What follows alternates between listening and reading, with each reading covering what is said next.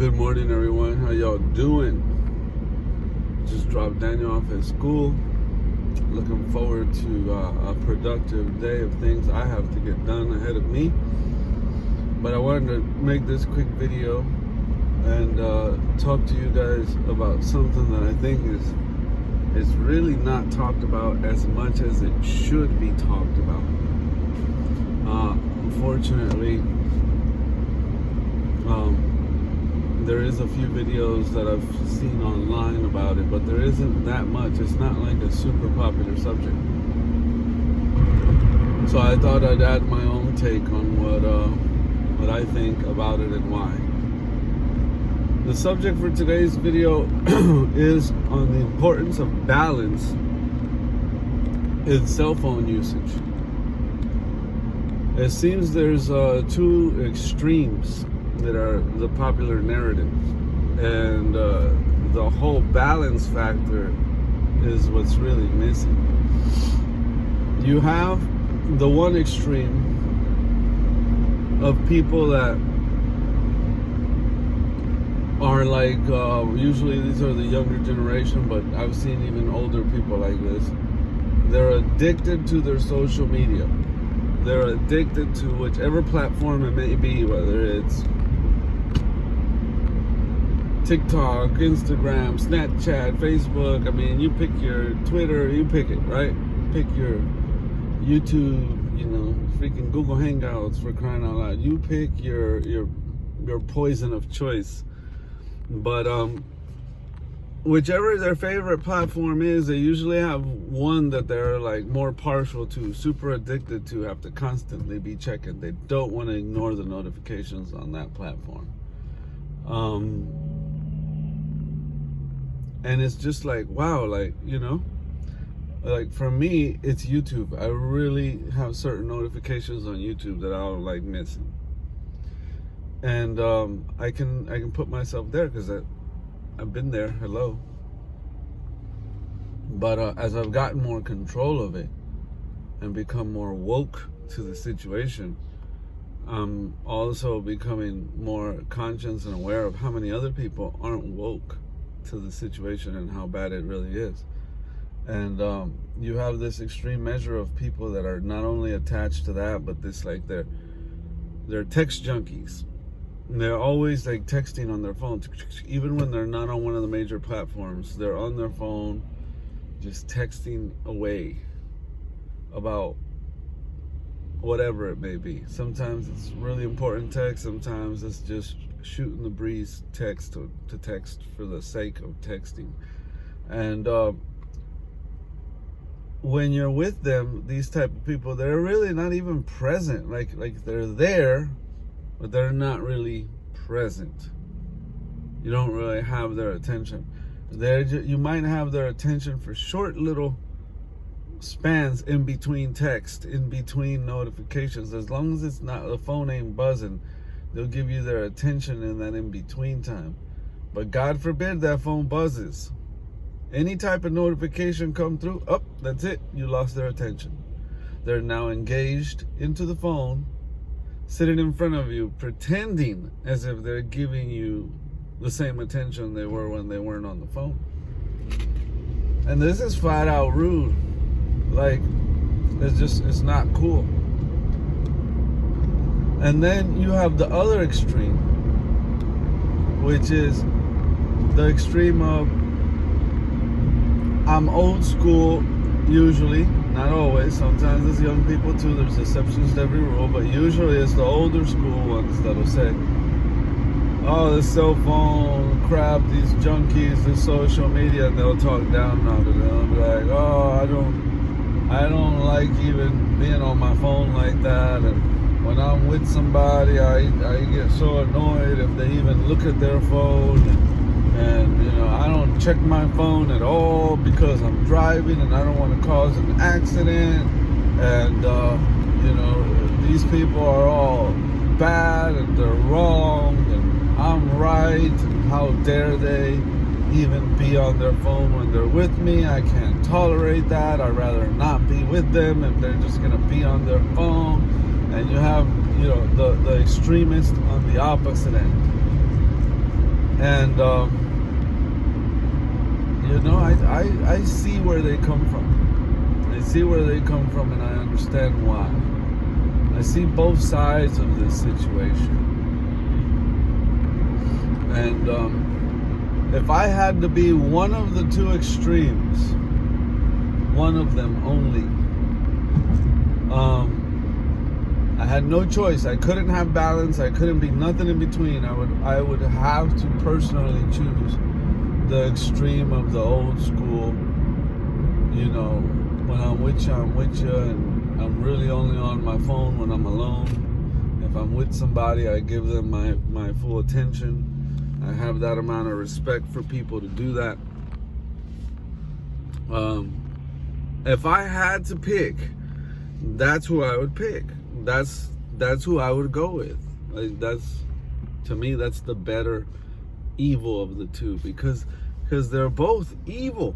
None of them are what you really want. But if I had to pick out of those two, that's the one I would go with. Now let's talk about what's the proper way, what's a healthier way that we should all be aiming at. What I've been working towards myself and aiming at. By no means am I perfect, but I am qualified to speak on the matter because I have time invested into this. I've really been at it for a little bit now. I've consumed the knowledge. Wise men seek counsel, right? And I've sought counsel on this from several reputable sources. I've taken in the knowledge. I've put it into application, and I've gotten some really, really, really good progress forward. I'm getting consistent results with it. I feel like I'm finally in control of it. I no longer feel like a zombie glued to the screen all the time. I no longer feel attached to the notifications.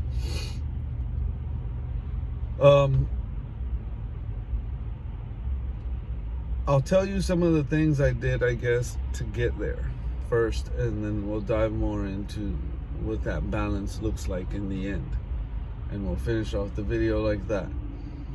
Some of the things I did in the beginning was obviously have a point of self-awareness, of just looking in the mirror, being honest with myself, and saying, yep, you're addicted. You're always glued to this crap. You're at the dinner table with your son.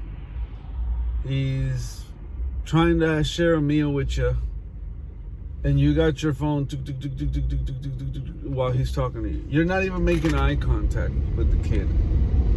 You're just doing the giving the little head nods and the uh-huhs.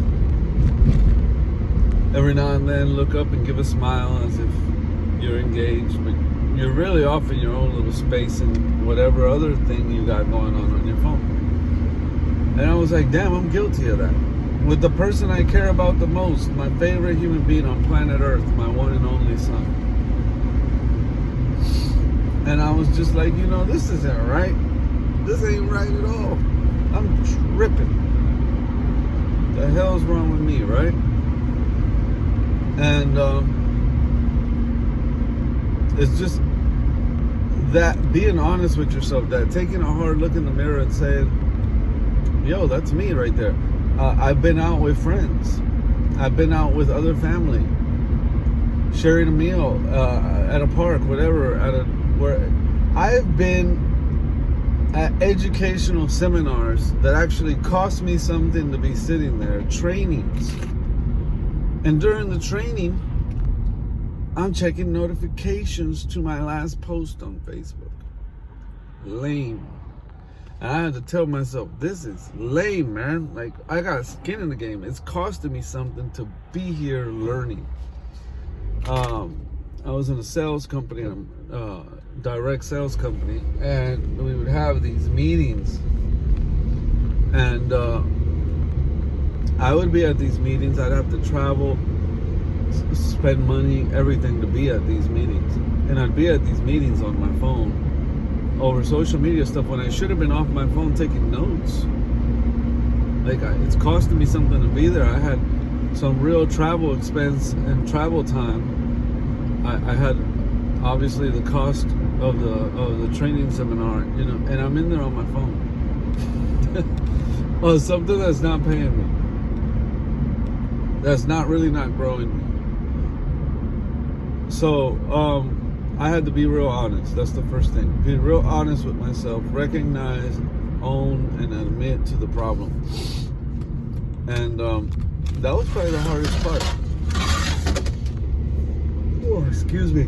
That was the hardest part, being honest with myself. And then it was like, okay, what do I do now? So then came the whole, I need to seek counsel, right? So I started looking for different sources online, started reading different articles, following different people of influence, started finding, okay, who's the people that are most qualified, have the most influence in this subject. Let me seek these people out. Let me research some of their material. And I started looking at all that content. I actually found a book on Amazon about it. Got into the book a little bit. Started studying not only that, but the proper ways to handle social media. I got a book on Facebook. Was my favorite platform at the time and no longer is. But I got a book on networking and using Facebook instead of letting Facebook use you. And it was a really good book, networking, how Facebook really works. And I learned a lot from it. I learned how to use Facebook properly and not let Facebook continue to use me. And I took that information and started applying it, started getting really serious about applying the information, started liking the results. So I started getting better at Facebook. And then I still noticed that even though I was doing it better and I had like scheduled posts on my pages and things of that nature that weren't really consuming me as much, I would do things like I would take Sunday, and on Sunday I had this page for my business. So I did research and I found out, I'll give you little tidbits of the book. I found out that the best times to get the best engagement with your post on Facebook, and there's plenty of studies on this, is 7 a.m. on weekdays and 4 p.m. Those are the two most prime times. Believe it or not, I would have thought it would have been in the evening when people come home. But believe it or not, they were saying it's 4 p.m. because it's usually right before people get off work and they're just kind of killing a little time before, they're about to get off soon, pretending like they're busy and just waiting for the clock to say 5 so they can punch out and go. So 4 o'clock is usually that dead space where people actually check their social media, where they've gotten their most important task out of the way at work, and they're just kind of like, oh man, it's one more hour to go. Come on, what do we do here? And we don't want to start nothing big because we're about to get off anyways. And they broke that down, explained that 4 o'clock, and then 7 o'clock is when people are up in the morning, on their way to work, getting dressed for work, eating, whatever, and before school, whatever. So 7 and 4 are the most ideal times. So the Facebook page manager app, I would go and I would download all my images and content, videos, whatever that I was going to share. I would look for all that throughout the week here and there. When something would pop up, I'd just save it. Something would pop up that I thought would be useful, I'd just save it. And I would start to tell myself, oh, this would be a good Tuesday post. This would be a good Friday post. This would be a good Saturday morning post.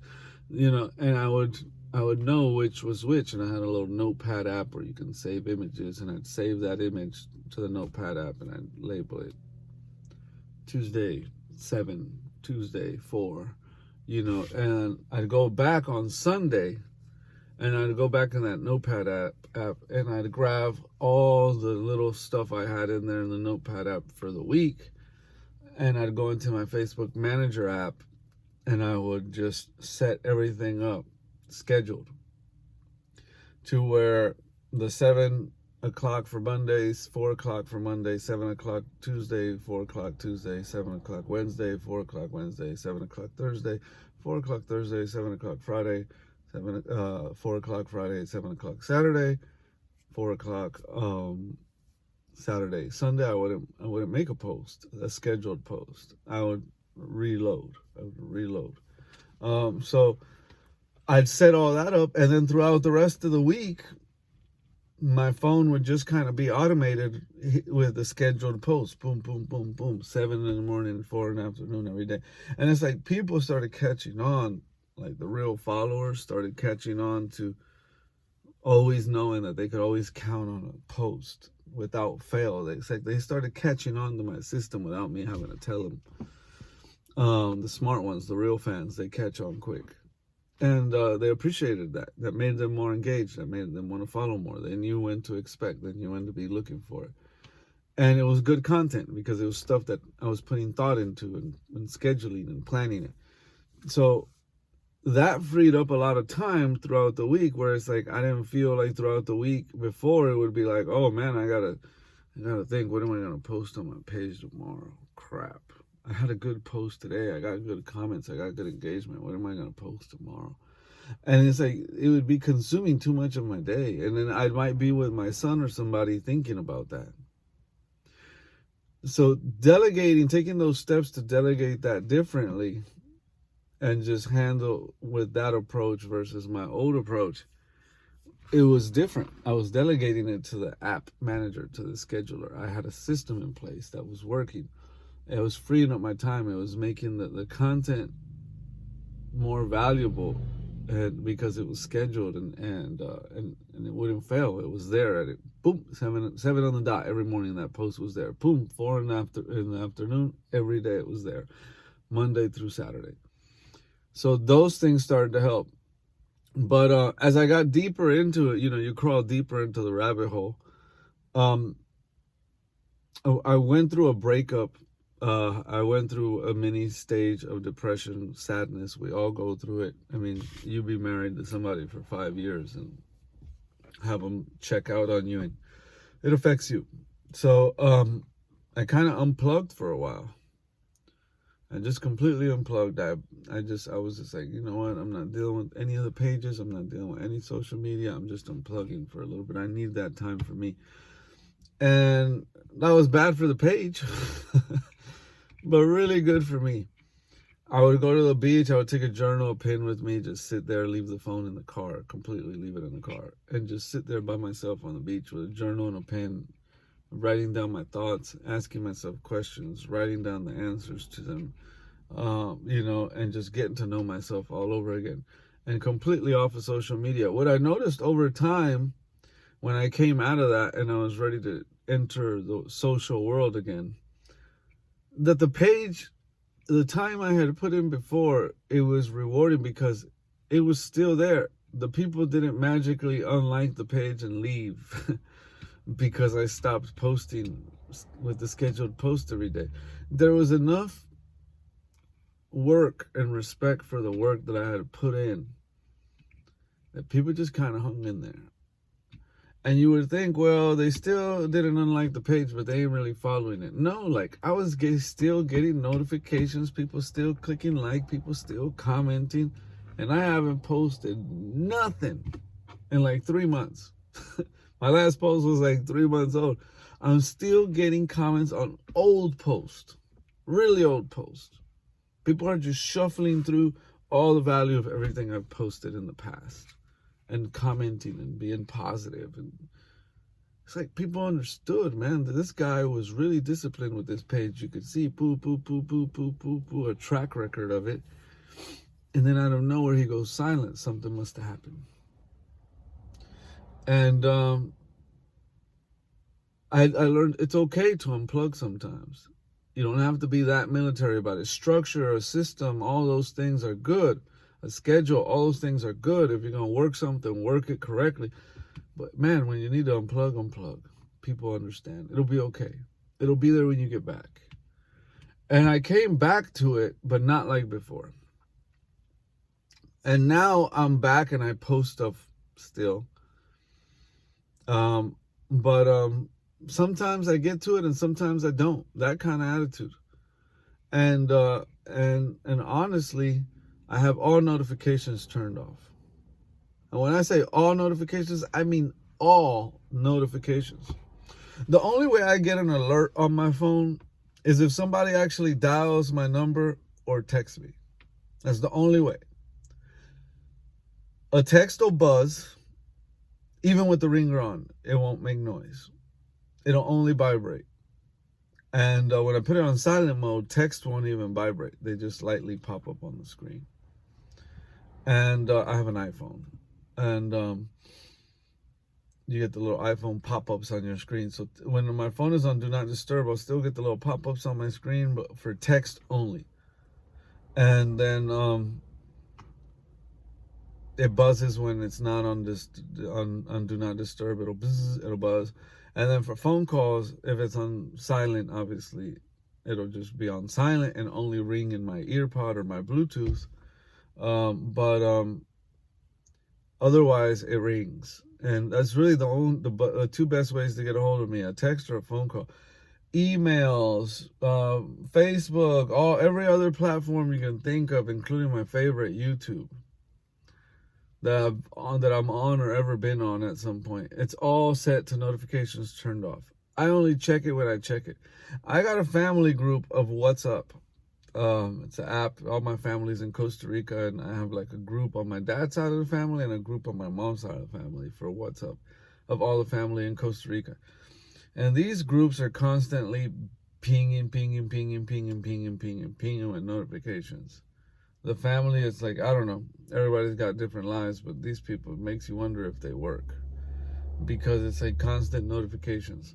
And it's a lot of the older family on there too that are retired, and you know, they already did what they did with their lives, and now they're just sitting back enjoying the fruits of their labor, and you know, they got more time. I'm young, I'm in the grind, I'm trying to get stuff done still, so I don't got time for that type of distraction. So even family, I set what's up to no notifications. I'll check it when I check it. And sometimes family will be like, oh, you didn't see what we put in the group? No, I didn't check that.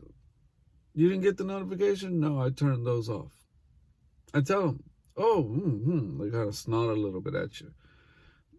Well, why? Are you mad at us? No, I'm not mad at y'all at all. I'm just trying to get stuff done. It's too much of a distraction.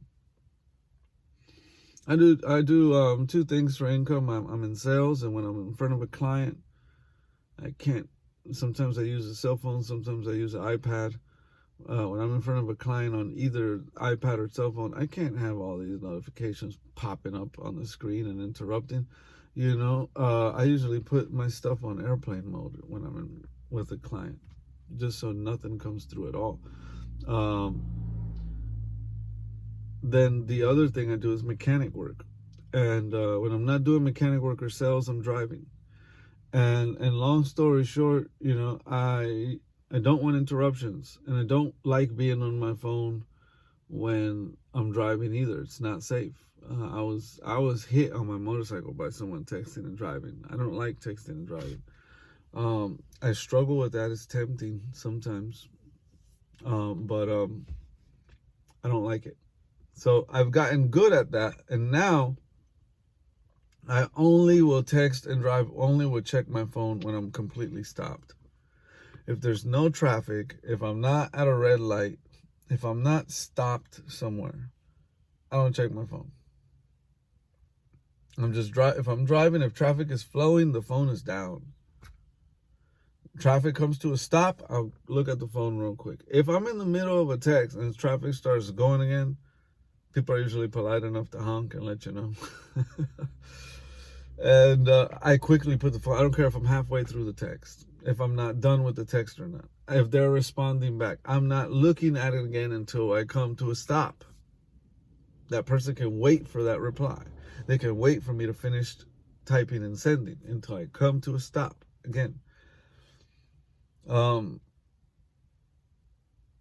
It's very hard to do that, but it's a skill that you develop. It's a discipline, I guess, you develop is the better word for it. And you can, over time, you can really get disciplined in doing that. Some people will take it to the extreme of You're calling them. It could be an emergency, like life and death emergency. They don't care. They won't check their phone at all until they get there. They could be on a 3-hour road trip to visit family. They don't care. They don't care. You know, they'll arrive where they're going. They won't even take the time to let you know they arrived. They're because they came right up to the car and greeted them right away wherever they were at, family or whatever. And they don't know how to like excuse themselves and say, hey, I'm going to step aside, use the restroom. I'm going to step over here. I just got to give me a second. I got to send a quick text and it'll be quick. Like if you let people know this is important, I got to send a quick text. It'll be quick. People usually don't get offended. They're like, oh, I understand. I've been there. And you really make it a quick text. You don't get into an engaged conversation. Just letting you know I arrived, here with family, busy with them, hit you up when I'm out of here, give you an ETA. You know, it's just basic, simple stuff, but you don't leave the other person hanging. To go to the extreme of screw them, I'll talk to them when I leave, is not fair to the other person either. But to go to the extreme of like the whole time you're like glued to the phone because you don't want there's a balance there. There's a balance. And most people don't get it. Like they really don't get the balance part. I have a special ringtone for my son. If I'm dating someone, whoever I'm dating, I give them a special ringtone, different from the normal ringtone all the other normal phone calls would ring with. And so when you work in sales like me, you answer every phone call. Everyone. That's money. So, I mean, you have to, the ones that you can't answer, obviously. During working hours, I'm driving around, I'm alone, nobody's with me, I'm answering every freaking phone call. And it's just, when you're with somebody and you don't want to answer every phone call, you want these little special ringtones to let you know if it's really worth even looking at. Because let's say I'm on a date or I'm out with somebody that I don't want to be interrupted. I'm not during my work hours, right? And I'm getting work calls because mechanics, we get calls at 2 a.m. saying my car won't start. You know, emergencies. I'm on the side of the road. I'm overheating. Sales calls, you know, you want to get those too.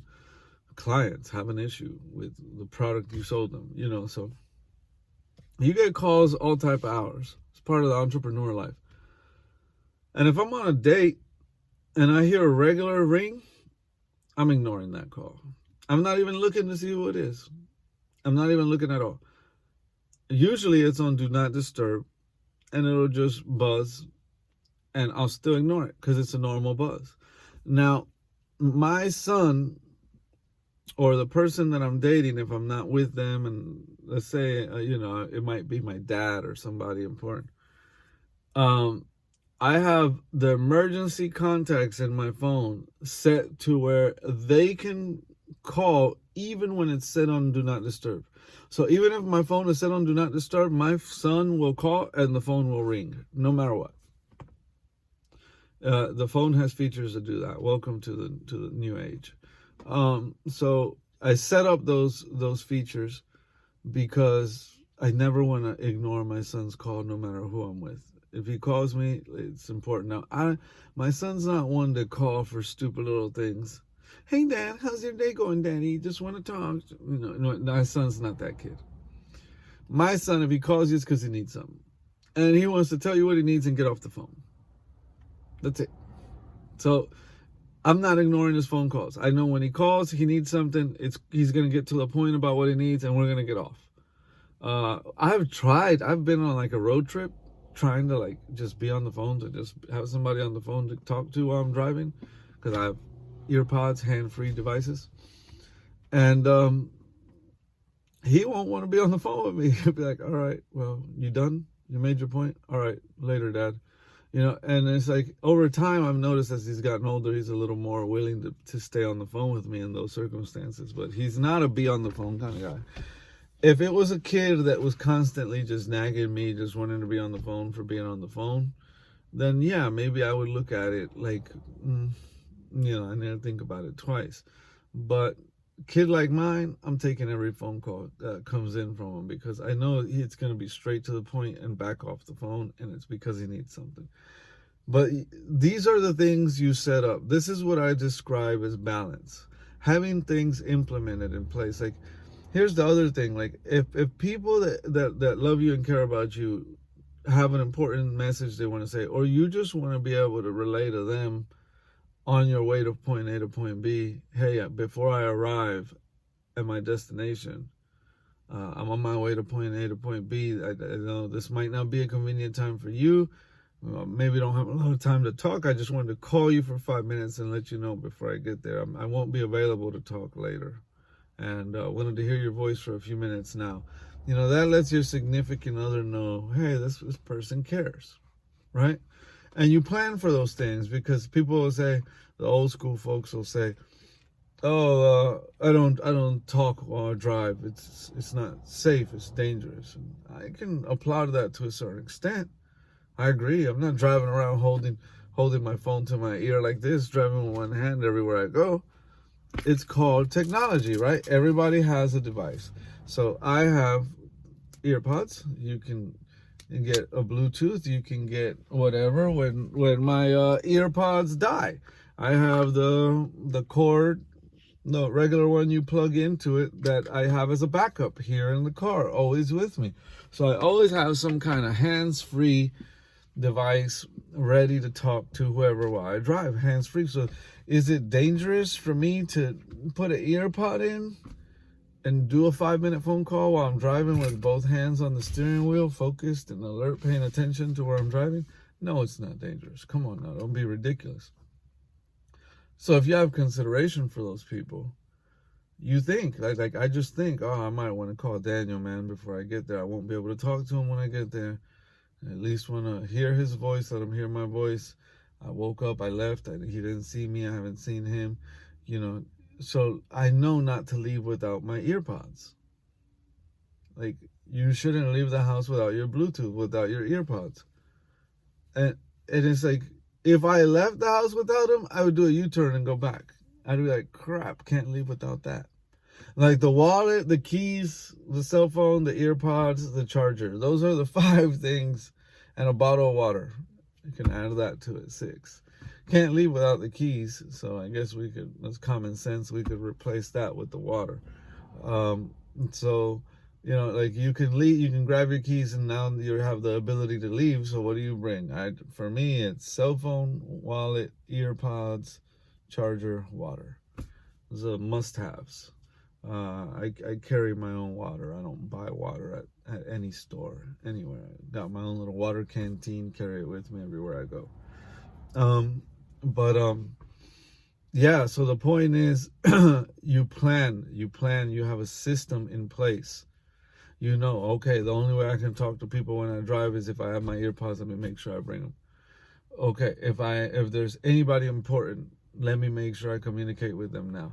Like I was going over to my girl's house for New Year's, and I knew that once I got there, I didn't want to be on the phone with anybody. I didn't even send people the normal Happy New Year's message because I didn't want to like be with her and be texting everybody else Happy New Year's, right?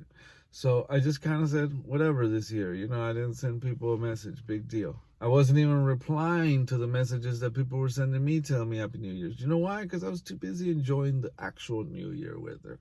That's why. We were doing fireworks and we were having a good time together. So screw the phone. I was using the phone to record us having a good time and just ignoring and swiping away every little notification that would pop up on the screen, no matter who it was. I mean, family, my mom and dad, Happy New Year, swiped it away, answer it later, you know, because I was really engaged, having a good time for the New Year.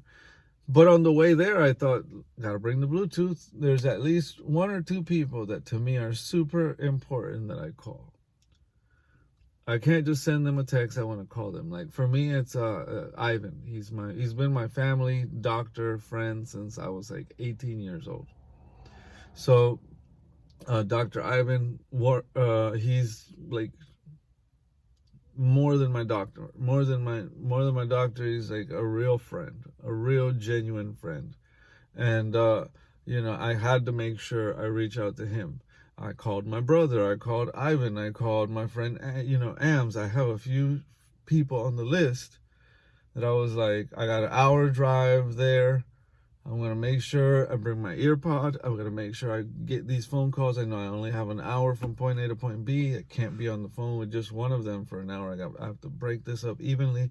I have to call them all. So the ones that didn't answer. Cool. I just left more time to talk to the ones that did. And the ones that didn't answer, I left them a nice voicemail. I wish you a happy New Year's. Was calling, won't be able to talk. I'm going to be arriving at my destination at this time. Won't be paying attention to my phone, but just wanted you to know before I kind of set the phone aside to enjoy the new year that I was thinking about you. Wish you a happy New Year. Quick voicemail, So I made sure I got those really special people out of the way on the way there. Like I said, everybody else, not to say they don't matter, but they got a happy New Year the next day when I was by myself. And we slept in the next day after New Year's, stayed in bed, and I just told everybody Happy New Year's the next day. Nobody cussed me out and were like, it's late, you should have said Happy New Year yesterday before midnight. Nobody cared. Everybody answered back, thanks, Happy New Year to you too. But we get so hung up on like, no, we have to say Happy New Year before 12 or it's not the same. They won't think we care. They'll be upset. Their feelings will be crushed. It's not like that, y'all. Learn to be in the moment. Learn to live and enjoy the moment. There was a meme, a picture on Facebook a while back, not too long ago. And there was like it was like a Christmas parade thing happening.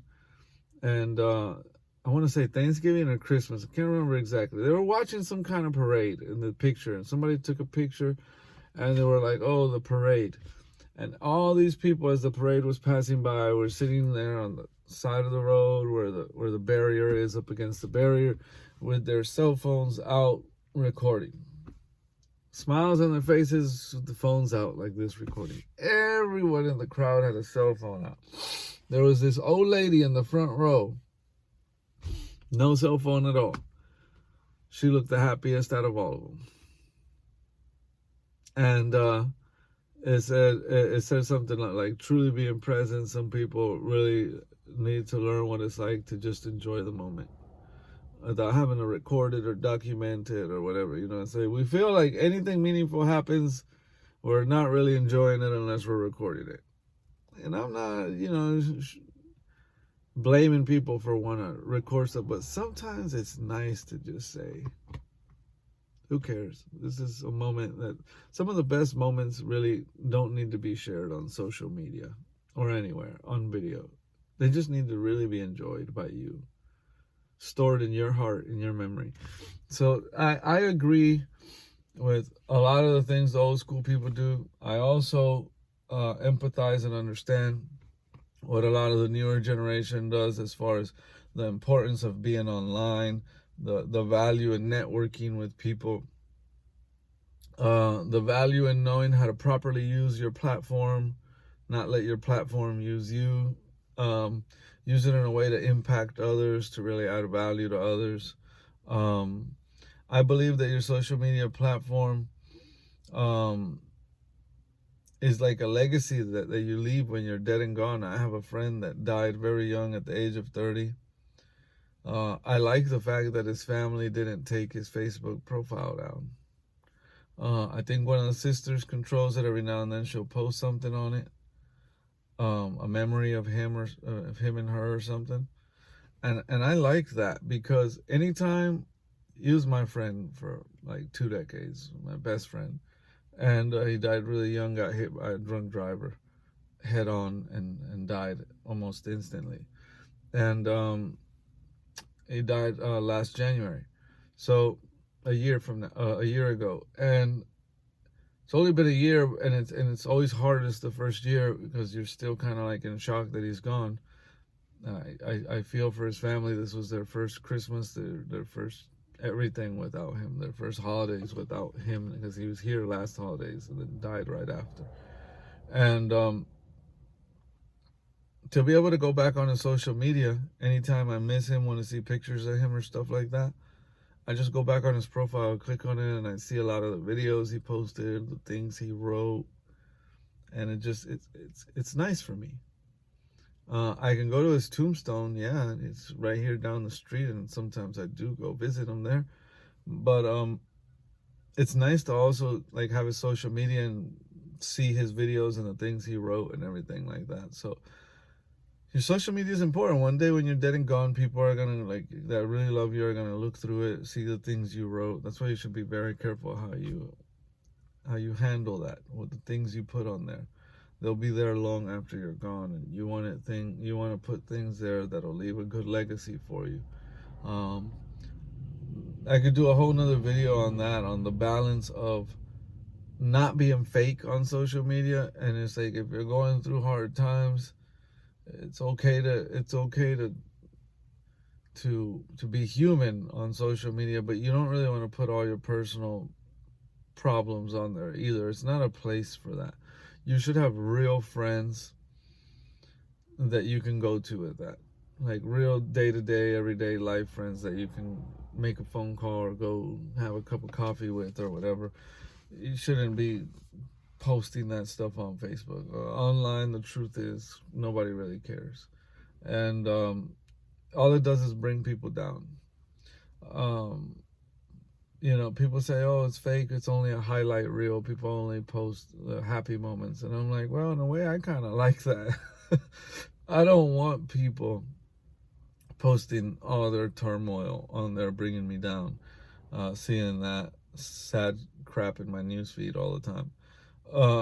I would think that if any of them needed advice, that they could inbox me or call me or request to see me and hang out and talk about it.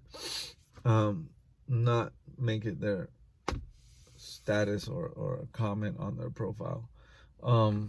But that's another thing that I read in the book. So the video is getting kind of long, y'all. I think I've driven the message home on the keyword is balance.